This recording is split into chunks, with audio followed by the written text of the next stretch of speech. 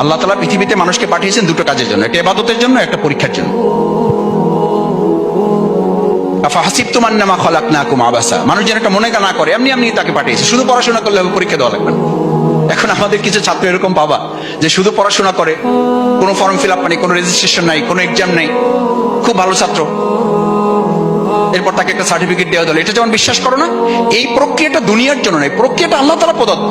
আলিফ লাম মিম মাহসিবান নাস আইয়ুতরাকু আইয়াকুলু আমান্না ওয়া হুম লা ইফতানুন। এই জামানায় যেমন কেউ ওটা বললে হবে না, আমাকে চেনেন না, আমি কি ছাত্র, প্রতিদিন আসি, প্রাইভেট পড়ি, টিউশনি আছে, আমার বাবা গভর্নিং বোর্ডের সদস্য, ওকে, পরীক্ষার সময় আমার একটু টুকটাক মাথা ব্যথা করে, আমি কিন্তু পরীক্ষা অ্যাটেন্ড করতে পারবো না, আমাকে কি দিয়ে দিবেন, সার্টিফিকেট দিয়ে দেবেন। এটা যেমন দুনিয়ার জীবনে বাস্তব নয়, কাল কিয়ামতের দিনেও কেউ কেউ এই কথা বলবে,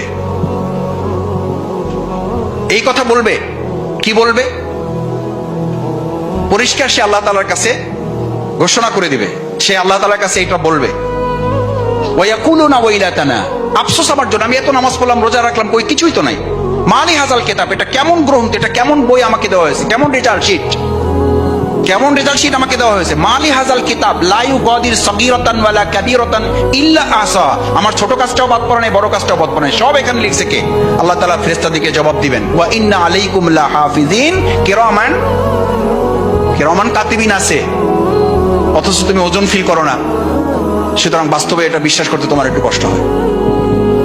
মোবাইলে ওজন ফিল করো না, অথচ এর মধ্যে পিএইচডি সকস থিসিস আছে, এটা কিভাবে বিশ্বাস করো?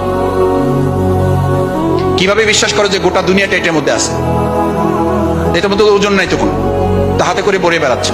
ঠিক, ওয়া ইন্না আলাইকুম লাহাফিজিন কিরামান কাতিবিন, তারা তোমার দুই কাঁধে আছে। তো দুই কাঁধে থাকা অবস্থায় তুমি কি করে আল্লাহর উপরে নির্ভরশীলতা, আল্লাহর উপরে বিশ্বাস, চিন্তা, যে আল্লাহ তাআলা তোমাকে পড়া শিখিয়েছেন, যে আল্লাহ তাআলা তোমাকে এক্সাম শিখিয়েছেন, যে আল্লাহ তোমাকে রেজাল্টের ভিত্তিতে সম্মানিত কিংবা অপমানিত হওয়া শিখিয়েছেন। সূরা জুমার আয়াত না বললে সংবর্ধনা সফল হয় না। সূরা জুমারের শেষ দুই আয়াত, ওয়াসিকাল্লাযিনা কাফারু ইলা জাহান্নামা, জুমার একদলকে সেদিন এরকম তোমাদের দুই সারি করা হবে, পাস এবং ফেল। পাস করছে যারা তাদেরকে বলা হবে এ পাশে দাঁড়ান, ফেল করছে যারা তাদেরকে এক পাশে দাঁড় করানো হবে, রিসিপশন হবে এক পাশে, আর এক পাশে তিরস্কার হবে, এক পাশে পুরস্কার আর এক পাশে তিরস্কার। ফেরেশতারা দাঁড়িয়ে বলবেন, দাঁড়াও, তোমাদেরকে কি এই কথা বলা হয় নাই? ওয়াসিকাল্লাযিনা কাফারু ইলা জাহান্নামা জুমারা হাত্তা ইযা জাউহা ফুতিহাত আবওয়াবুহা ওয়া ক্বালা লাহুম খাজানাতুহা, তারা যখন জাহান্নামের গেটে যাবে, জাহান্নামের গেটের যে সিকিউরিটি গার্ড, ওরা তিরস্কার করবে, ওরা তাদেরকে ধিক্কার দিয়ে জানাই বলবে যে কি ব্যাপার, তোমরা এখানে আসছো কেন? ওয়াক্বালা লাহুম খাজানাতুহা, সেখানকার সিকিউরিটি গার্ডকে তাদের জিজ্ঞেস করবে, ওয়াক্বালা লাহুম খাজানাতুহা আলাম ইয়াতিকুম রাসূলুম মিনকুম ইয়াতলুনা আলাইকুম আয়াতি রাব্বিকুম, তোমাদেরকে এরকম সংবর্ধনা করে কি তোমাদেরকে জানিয়ে দেওয়া হয় নাই যে আজকে তোমরা এখানে সম্মানিত হয়েছো এই দুনিয়ার পরীক্ষার মধ্যে, আর আল্লাহ তাআলা প্রদত্ত পরীক্ষার মধ্য দিয়ে তোমাদেরকে জান্নাতি হতে হবে, এই কথা তোমাদেরকে কেউ স্মরণ করায় নাই?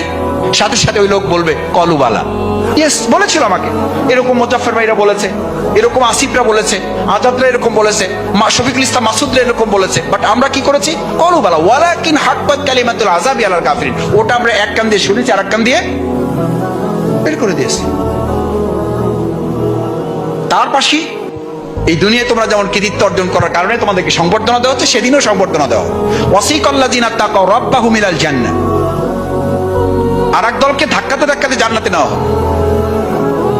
যেটা মাওলানা দেলোয়ার হোসেন সাঈদী রাহিমাহুল্লাহর একটা চমৎকার ওয়াজের ব্যাখ্যা আছে, যে শব্দ তাফসিরের আয়াতের একই ব্যাখ্যা করা হয়।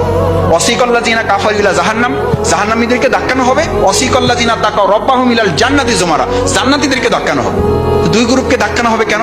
মুহাদ্দিসগণের ব্যাখ্যা হচ্ছে যে জাহান্নামীরা যেতে চাইবে না, আর জান্নাতীরা তাদের যে রাস্তা, যেটা ঢোকার রাস্তা, ওই রাস্তার মানে দৃশ্য যেটা, ওটা দেখে ওখানে কি করবে? বসে যাবে। যেমন তোমরা যদি রিসেপশনটা আরেকটু সুন্দর হতো, তোমাদের জন্য রেড কার্পেট ওয়ার্ম রিসেপশন থাকতো, তো ওরকম একটা সিস্টেম দেখে কেউ কেউ মনে করে, যেমন আমরাও অনেক সময় এখন হোটেল টোটেলে ঢুকলে জুতা হাতে নেবো না, রাখবো না, কি করবো, লেখা ডানে বামে তাকাই যে কি জুতা সহ না জুতা ছাড়া, পরে ওনটা বলে যে না জুতা সহই আসেন, আপনার আজকে জুতা খুলতে হবে, এই জন্য আমরা রেড কার্পেট দিই না।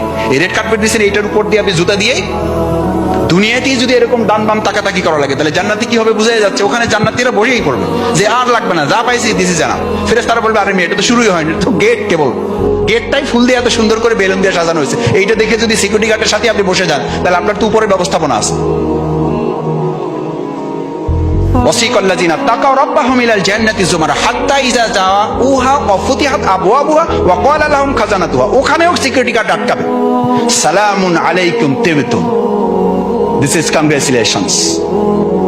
আজকে তারা পরীক্ষা উত্তীর্ণ হয়ে এই সামান্যতম এটুকু পেয়ে তোমার মধ্যে একটা আনন্দ বা পুলকিত ভাব অনুভব করছো, তাহলে মনে করো জান্নাতের গেটে সেদিন রিসেপশনটা পেয়ে তোমার মধ্যে উপলব্ধিটা কি হবে।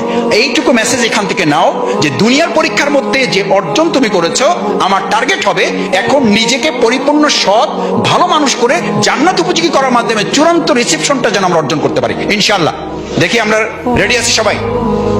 সবাই সিদ্ধান্ত নিলাম ইনশাআল্লাহ যে দুনিয়ার সফলতার জন্য আমরা একই সাথে জান্নাত উপযোগী হিসেবে আমরা আমাদেরকে গড়ে তুলব। আমি কথা লম্বা করতে চাই না, সর্বশেষ আজকে শিক্ষা ব্যবস্থার ত্রুটিটা কি? আজকে শিক্ষা ব্যবস্থার সবচেয়ে বড় ত্রুটিটা দেখো, আমরা এখন শিক্ষা ব্যবস্থার কোন পর্যায়ে পৌঁছেছি? আমাদেরকে ট্রান্সজেন্ডার শেখানো হচ্ছে। আমাদের ক্লাস 6, 7, 8, 9 আমাদের যা দরকার নেই সেগুলো আমাদেরকে শেখানো হচ্ছে। আমি অনেক সময় বলি যদি সবকিছুই আমাদেরকে শেখাতে হয় তাহলে আমাদের বাবা মা, আমরা 10 ভাই বোন, আমাদের বাবা মাকে কোন কোচিং এ, কোন টিউশনে, কোন প্রাইভেটে, কোন স্কুলে তাদের ফ্যামিলি লাইফ সম্পর্কে ট্রেনিং দিয়ে তারপরে এই 10 ছেলেমেয়ের অন্তর্ভুক্ত করা হয়েছে। আর এখন তাদেরকে ট্রেনিং দেওয়া হচ্ছে, তারা তো একজন দুইজনের পর আর কোনো খবরই নেই। এখন জাপানে তোমরা জানো, জাপানে এখন কম্পিটিশন দেওয়া হয়েছে। জাপানে কম্পিটিশন দেওয়া হয়েছে যে যদি কেউ একটার পরে 2টা বাচ্চা নেয় তাহলে তার ফ্রি, রেসিডেন্স ফ্রি, সরকার তার বাসস্থানের ব্যবস্থা ফ্রি করে দেবে।